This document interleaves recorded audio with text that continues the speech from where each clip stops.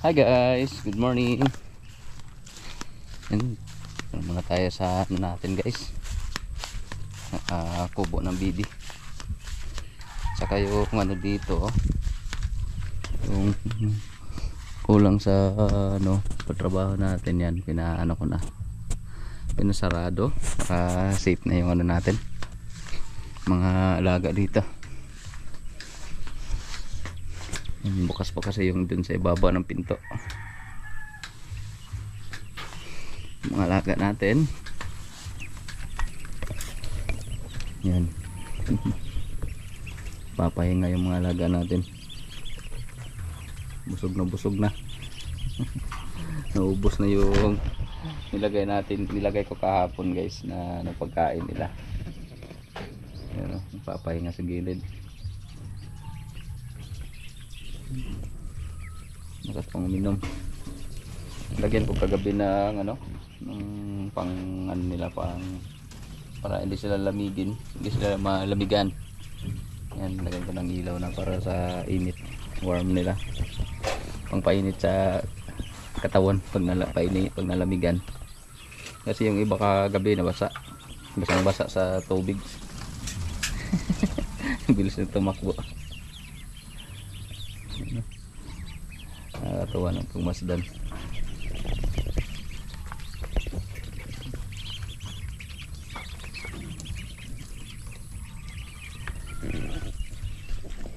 Ayun, pinasarado ko na dito sa may pintuan. Kitang gulitan dong, nakitaker. Sabuna. Ayun lang naputli ng nasa baba dong, ana na lang. Aron murag napud sa kan ba? Ako nang butang ng speakers. Lagi. Mayroong sobra na. Di na po nakasaka ng iring na eh. Ngaw so gato agis mangga no. Ato agis mangga ba ari agis na buslot. Ato. No? Kat-kat ato mangga, may problema. Ang galing pa naman yung pusa umakyat. Nganap ng butas. Pero safe naman siya kung dito lang banda. Hindi na yan makapasok kasi may net naman doon sa ibabaw guys. Yan. Yan doon, pinasarado ko talaga. Saka dito. Saka yung ilalim naka ano naman eh, naka yero. Hindi na makapasok yung aso o pusa dyan. Sarado talaga yung loob ng kubo natin. Hindi basta makapasok yung mga hayop. Hindi ba lang siguro kung sadyain talaga. Sadyain na hukayin. Pero mahirap naman kasi may ano naman eh, may kahoy na naka ano sa ilalim.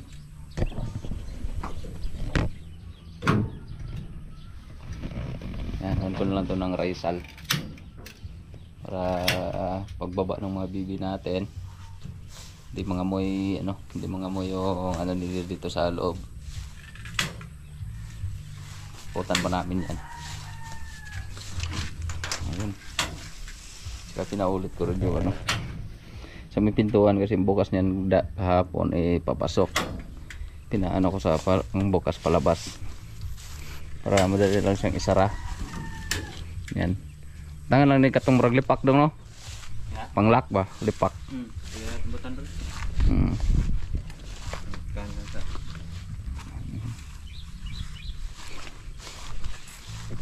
Ayos na. Sarado na. Dito pumasok yung dalawa. Sila ano, yung tiyuhin kong isa at yung papa ni Kyle hindi pumasok. May nilakad na importante. Para sana sa bakod dito sa labas guys. Punta yan dun sa palayan.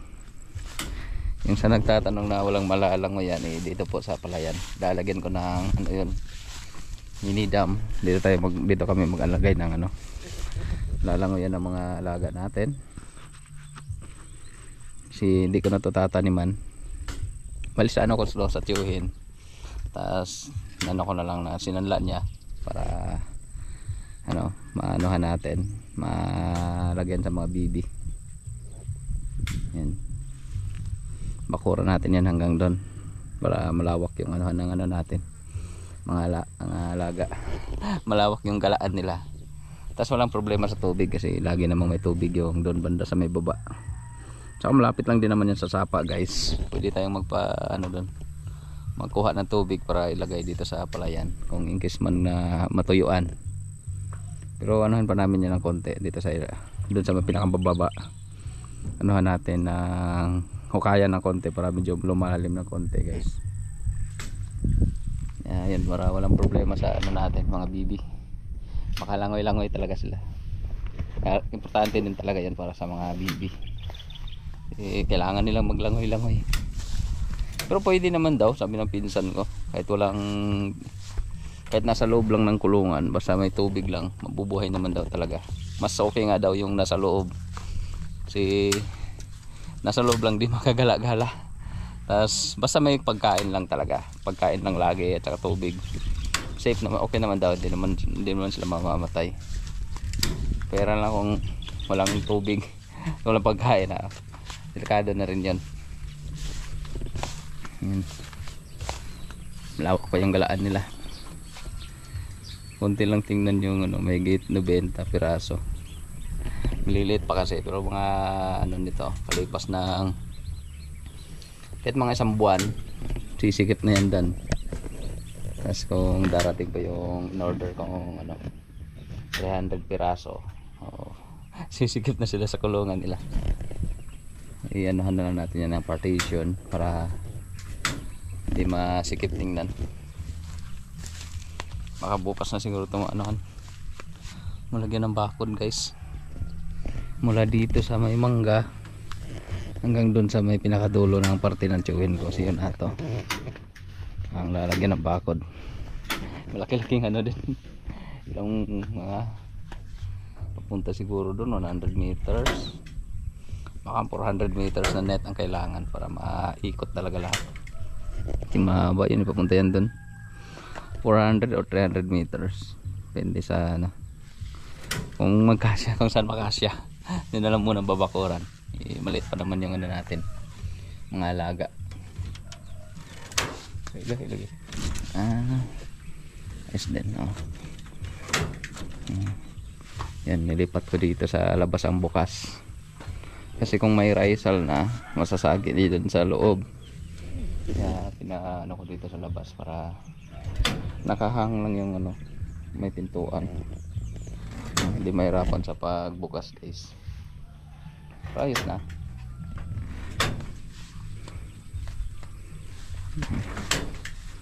Yan, konti lang try ko lang.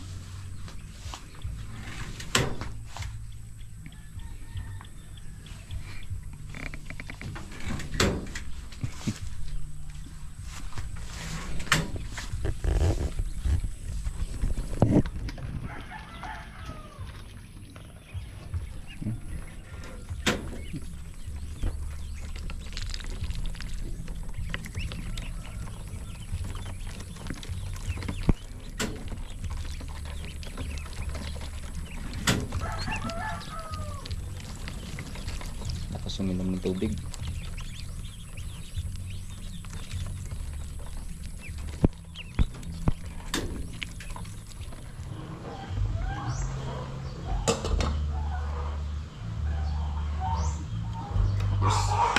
Ito na. Ito muna ako ng tanghalian guys. Alam natin, paksiw na kitong at saka alimasag. Ayan. Sarap yung alimasag natin, matataba.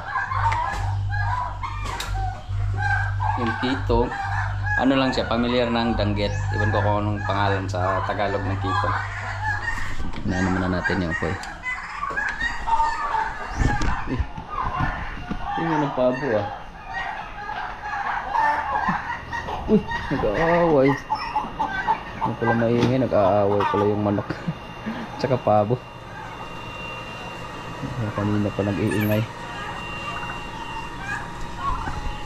Punta na muna natin. Nakawala pala yung isang manok. Nakawala pala yung isa. Kaaway lagi ng pabo. Ang itlog ngayon Hindi na itlog yung manok.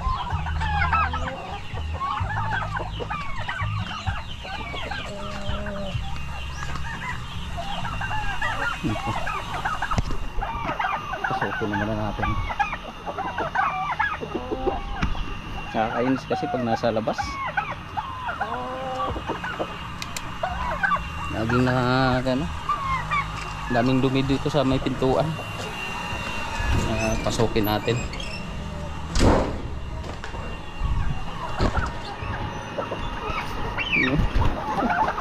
Kukulit ng mga pagkakulit. Doon ka sa loob.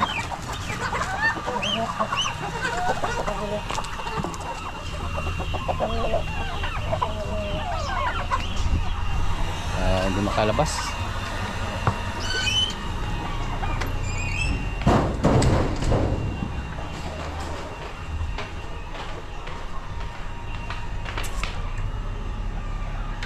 Ano natin para masunog yung paksiw. Dalawa. Gano si Carl. May cutter kay Caleb. Hello Leb. Caleb. Samad Carl ha? Naya. Yan guys, may kinuha akong sisiw na ano natin mga bibi. Yung mga na damage kahapon pinalitan naman ng pinsan ko. May mga ano kasi pagdating dito namatay guys ba, mga 5 piraso. Okay. Nabuksan na. Galing ako dun sa pinsan ko at may nano siya na ano, bibi para dun sa na damage kahapon. Tsaka yan ito yung ginawa namin kanina. Lagyan namin ng ano dito guys, patungan para sa mga feeds. Lalagay na lang dito sa gitna. Hindi muna nalagyan ng kawayan. Sila yung nagtatrabaho. Walang napuputol. Saka walang nabiyak sa kawayan. Ito na lang muna na forma niya. So bukas baka duty yung dalawa, yung tiyuhin ko at yung papa ni Kael. Yan muna natin to. Paano ko muna to? Pailawan guys, para mainitan na muna. Hindi na muna natin to ano, sasabay sa yung mga bibi natin dito kasi nasisigla na tong mga to. Maapak-apakan lang din to. Ayan na muna natin ito dito, painitan.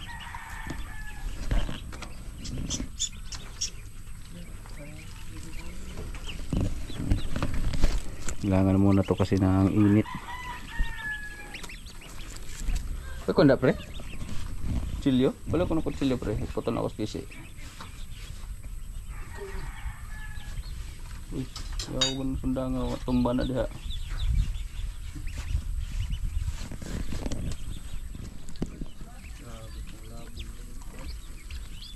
May mainitan sa liwanag. Yan. Dito kaya sa ibabaw.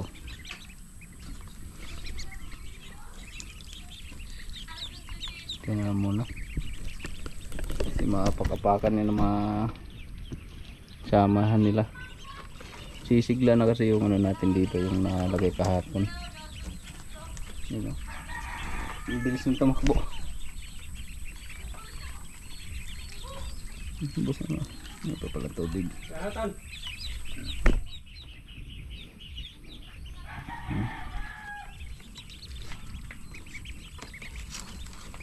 May piraso ba to? 2, 4, 6 2, 4, 6, 8 bilang 2, 4, 6, 8 10, 12, mga 15 piraso.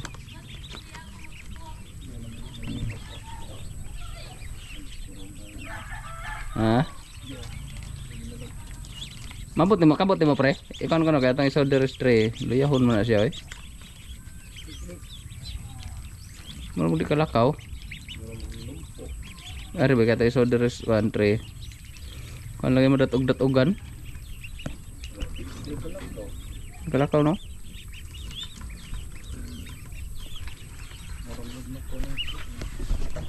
Okay, pura na po.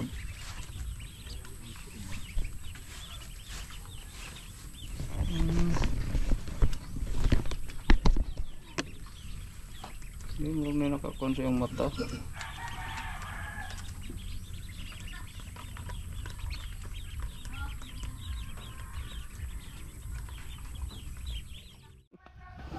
Uy, mga chinilas ng lumbag panggawas.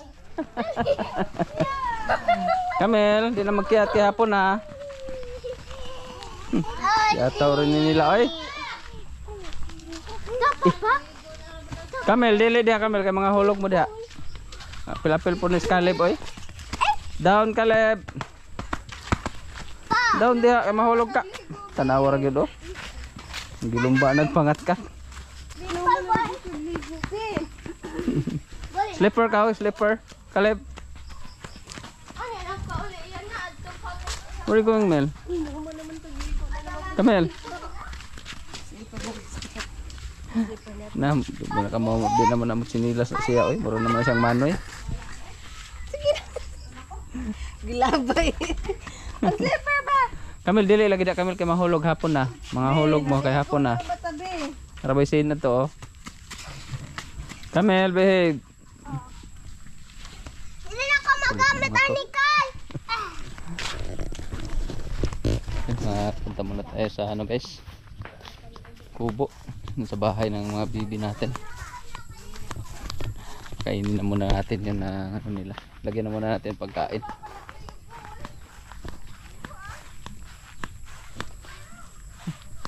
Kulit ng mga bata. Yan, hapon na rin guys, padilim na.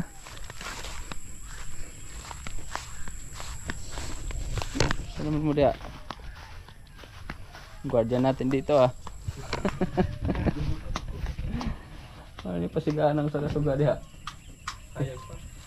Eh, wala ada yung switch deh. Yep. Dua lagi siga. Ah, tandugon. Duag.